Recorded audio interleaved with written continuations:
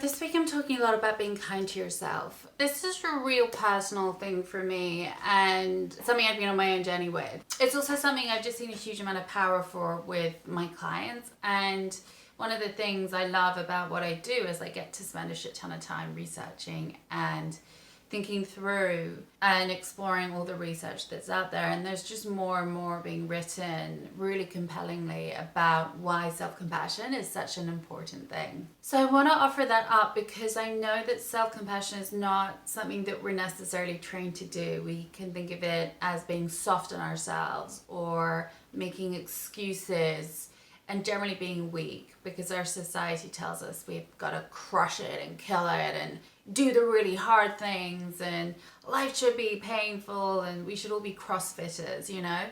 And I just don't think that that's true. I think that there's other pathways and modalities to explore ourselves and what we want aside from forcing. Self-compassion is really, really powerful. Why I think it's so powerful is really around three main reasons. And I'm coming at this from a lens of being a coach. So, you know, what I do as a coach is I help people plan, I help people execute, and I help people keep their eye on the ball and accountable. So self-compassion is particularly powerful when I'm coaching people because, you know, first of all, there's that big vision people working towards. And when people come at this big vision, this big plan, what they want from a place of self-compassion, it tends to be a lot more realistic. And it tends to be actually what they want rather than what they think that they want and what they think that they should want. And as soon as you start on a pathway of only doing things because you think you're supposed to, it often doesn't end that well. So coming at planning and what you want from a place of self-compassion means that you're going to build something that's a lot more robust and a lot more powerful. Second reason is around the details. And so much of getting what you want is about habit formation. When you're just a dick to yourself all the time and nothing you do is good enough, it's really hard to form habits. You know, you need, just the way habits work is you need that kind of instant gratification, an instant reward system to kind of keep the brain going and want to invest in this new habit. And so coming at habit formation and the details of change from a place of self-compassion rather than criticism can be incredibly powerful. And the third, and this is the one that my clients and myself tend to find the most powerful, is life never goes to plan. Shit hits the fan, things happen, things out of our control influence us. However you plan, the reality is always different and you get knocked off course. And that's just inevitable. The thing that really matters is how you deal with that. And what I've seen is people with low self-compassion tend to lean much stronger towards perfectionism.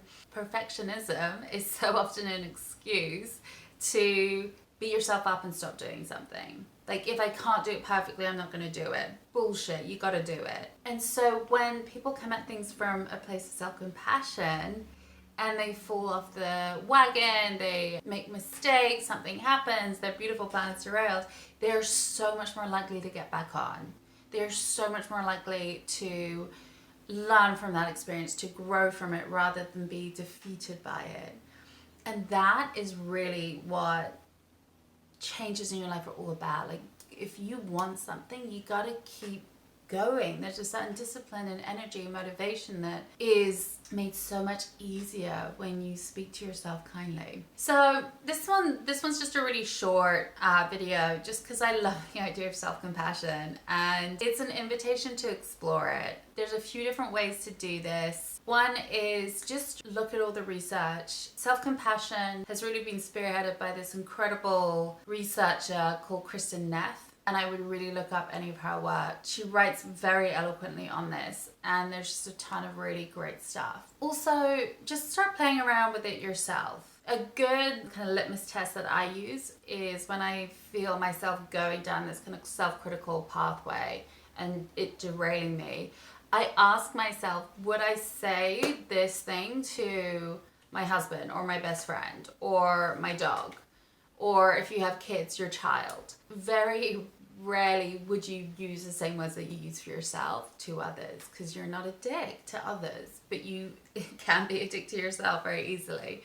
So use it as a litmus test and just be like, what am I doing here? And if you want to create behavioral change, there's ways of exploring this. One is to just, when you catch yourself being self-critical, just pause and try and reframe what you said in the moment. You can also do this by keeping a journal or track of your thoughts throughout the day, and then deliberately rewriting 5 to 10 of these in the evenings or in the mornings.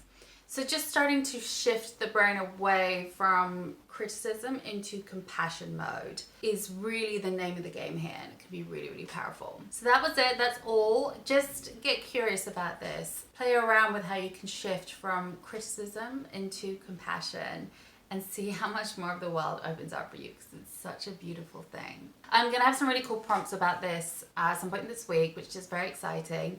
If you do want to explore this more, DM me. I love talking about this. It's a real central part of how I work with all of my clients. So I have a ton of good resources that I'm always happy to share. So just give me a shout. All right, thank you.